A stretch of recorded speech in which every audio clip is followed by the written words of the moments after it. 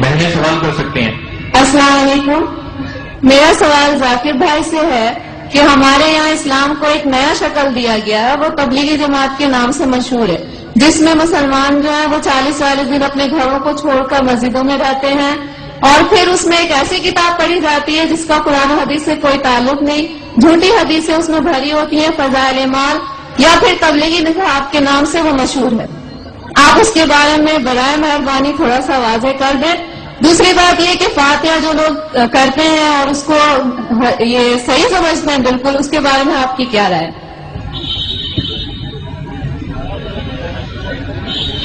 حالانکہ ایسے سوال کا جواب میں اکثر دیتا نہیں ہوں، یہ میرا فن جو ہے وہ اسلام موجود ہوگا، کیونکہ آخری سوال خواتین کی طرف سے ہے. لوگ یہ نہیں کہنا چاہتے خواتین کے سوالات کا جواب میں نہیں دے رہا ہوں. میں نے سوال پوچھا کہ تبلیغ جماعت جو ہے ایک جماعت ہے ہمارے مسلمانوں میں، ہندوستان میں خصوصاً، وہ تبلیغ نصاب پڑھتی ہے جس کے اندر حدیث مکسچر ہے. آپ بالکل صحیح فرماتے ہیں کہ تبلیغ نصاب یا فضائل اعمال جسے کہتے ہیں، اس کے اندر ایک کتاب ہے جو مولانا زکریا صاحب نے لکھی تھی. اس کے اندر مکسچر ہے، صحیح حدیث بھی ہے، ضعیف بھی ہے، موضوع بھی ہے، قانونی قصہ بھی ہے. تو اسے سارے حدیث کو ماننا اور سارے حدیث پہ عمل کرنا صحیح نہیں. ہمیں عمل کرنا چاہیے صحیح حدیث پہ. صحیح حدیث ہماری حجت ہے. ان کے لیے اگر آپ ضعیف حدیث جاننا چاہتے ہیں یا ضعیف حدیث دوسرے حدیثوں سے مل کے صحیح ہو جاتی ہے وہ ٹھیک ہے، لیکن باقی موضوع حدیث یا ضعیف حدیث کو حجت قائم کرنا یہ اسلام کی شریعت کے حساب سے صحیح نہیں. ہمیں عمل کرنا چاہیے قرآن اور صحیح حدیث پہ. ان کے لیے اگر آپ جاننا چاہتے ہیں تو الگ بات ہے. تو یہ اسی لیے یہ افسوس کی بات ہے کچھ مسلمان ایسی کتابیں جیسے تبلیغ نصاب ہو اس کو قرآن سے زیادہ اہمیت دیتے ہیں، جو غلط ہے. ہمیں قرآن پہ عمل کرنا چاہیے اور صحیح حدیث کی کتاب جیسے میں نے کہا صحیح بخاری ہے، صحیح مسلم ہے، ان کے سارے حدیث ماشاءاللہ آپ کو محدث ہونے کی ضرورت ہی نہیں، سارے حدیث صحیح ہے.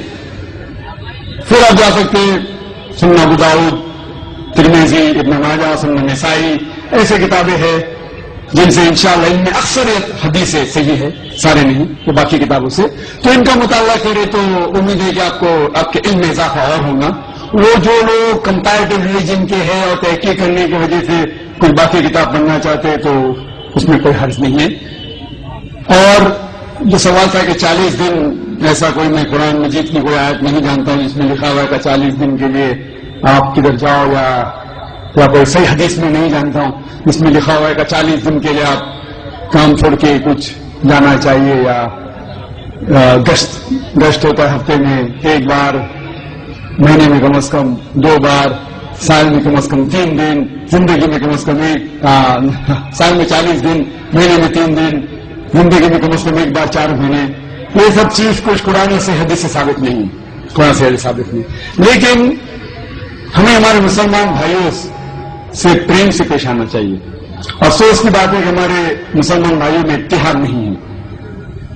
اس کی وجہ ہے کہ کم علم کی وجہ سے ہمیں ان سے پیار سے پیش آنا چاہیے، حکمت سے پیش آنا چاہیے اور قرآن حدیث کی دعوت دینا چاہیے، اصلاح کرنا چاہیے ہمارے بھائیوں کی. یہ کہنا کہ آپ غلط ہے اور شدت کے ساتھ ان کی مخالفت نہیں کرنا چاہیے.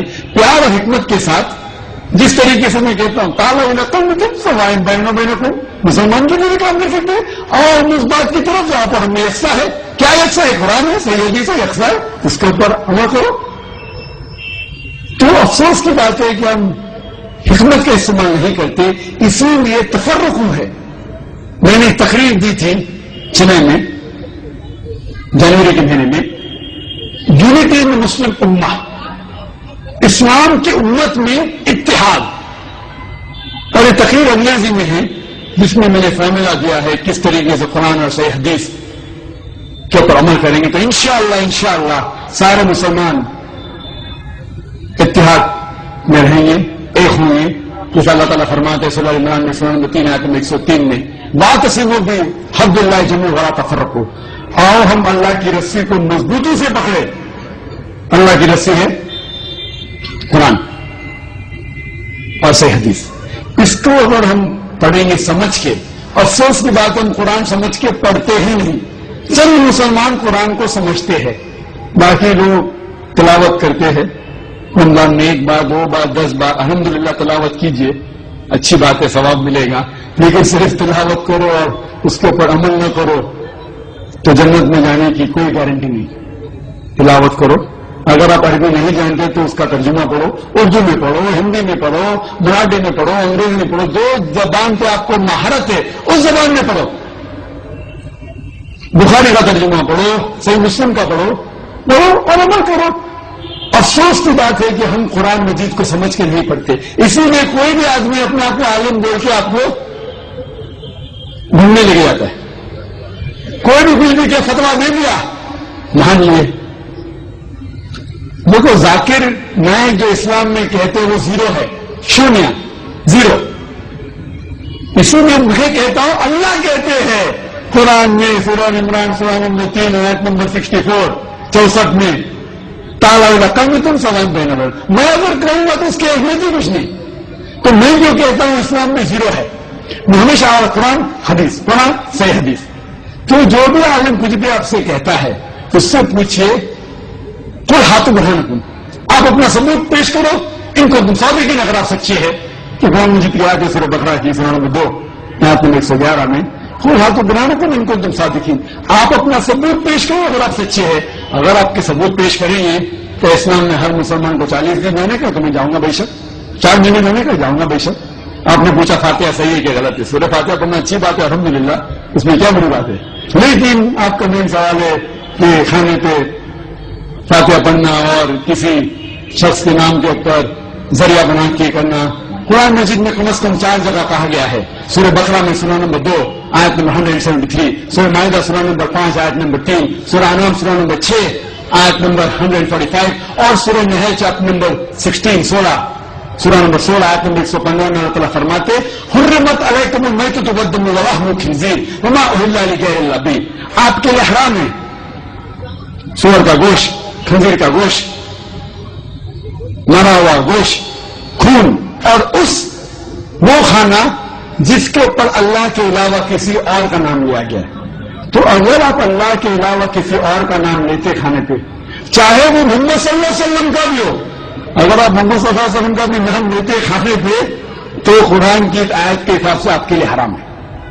تو باقی کسی کے پیر یا لینے کا اجازت ہے نہیں، تو میں نہیں کہہ رہا ہوں، آپ جیسے مت کہ میں ڈاکٹر ذاکر نائک کہتے ہیں کہ اللہ کے علاوہ کسی کا نام لینا حرام ہے، میں کیا تو کچھ اس کی اہمیت بھی نہیں۔ آپ کہیے آپ کی سہیلی سے، آپ کے دوست سے کہ اللہ تعالیٰ فرماتے سورہ بقرہ میں سورہ نمبر 2 آیت نمبر 173، اللہ تعالیٰ فرماتے سورہ مائدہ میں سورہ نمبر 5 آیت نمبر 3، اللہ تعالیٰ فرماتے سورہ انعام سورہ نمبر 6 آیت نمبر 145، اللہ تعالیٰ فرماتے سورہ نحل سورہ نمبر 16 آیت نمبر 115۔ اگر یاد نہیں رکھ سکتے لکھیے، قرآن دکھائیے، اللہ تعالیٰ فرماتے وہ کھانا جس کے اوپر اللہ کے علاوہ کسی اور کا نام لیا گیا۔ تو اکثر جہالت کی وجہ سے کچھ ہمارے مسلمان بھائی بہن اس غلط فہمی کا شکار ہے، کیا یہ دین کے اندر یہ دین کا مسئلہ ہے؟ لیکن اس بات پہ میں اس جواب کو ختم کروں گا۔ شیخ ابن تیمیہ فرماتے ہیں، شیخ ابن تیمیہ جو الحمدللہ ثم الحمدللہ ایک بڑے عالم تھے الحمدللہ، وہ فرماتے ہیں کہ اگر کوئی مسلم کوئی دوسرے انسان کو سجدہ کرتا ہے یہ سمجھ کے کیا وہ ایک دین کا حصہ ہے تو وہ شرک نہیں کر رہا ہے۔ اگر کوئی مسلمان ایک دوسرے انسان کی سجدہ کرتا ہے یہ سمجھ کے کہ دین کا حصہ ہے تو وہ مشرک نہیں ہے جب تک آپ اسے یہ نہیں سمجھائے کہ یہ غلط ہے۔ تو اگر انجانی میں جہالت میں اگر کوئی مسلمان بھائی کوئی غلط کام کر رہا ہے تو ہمارا فرض ہے کہ ہم حکمت کے ساتھ یہ اسے سمجھائے۔ اللہ تعالیٰ فرماتے سورہ نحل میں سورہ نمبر 16 آیت نمبر 125 میں ادعو الی سبیل ربک بالحکمہ والموعظۃ الحسنہ وجادلھم بالتی ہی احسن، کہ لوگوں کو بلا اللہ کی طرف حکمت کے ساتھ اور حکمت کے ساتھ اور اچھی طریقے ہے کہ ہم مسلمانوں میں اتحاد پیدا کریں قرآن اور حدیث کی روشنی میں۔ یہ شیخ ابن تیمیہ کا جو قول ہے تو ہمارا فرض ہے کہ ہم جو مسلمان بھائی انجانے میں جہالت میں کوئی غلط چیز کر رہے ہیں تو پیار سے سمجھائیے، حکمت سے سمجھائیے، قرآن کے ذریعے سمجھائیے. وہ آپس میں جھگڑا کرنے سے اختلاف بڑھیں گے اور ہم مسلمان اتحاد نہیں ہوں گے. تو میری گزارش ہے مسلمان بھائیوں سے اس سوال کے آخری جواب دیتے وقت کہ انشاءاللہ ہمارا فرض ہے کہ ہم قرآن کے اوپر چلے، صحیح حدیث پہ چلے، اس کے اوپر عمل کرے اور یہ پیغام مسلمانوں میں نہیں غیر مسلمان تک پھیلائے. وآخر دعوانا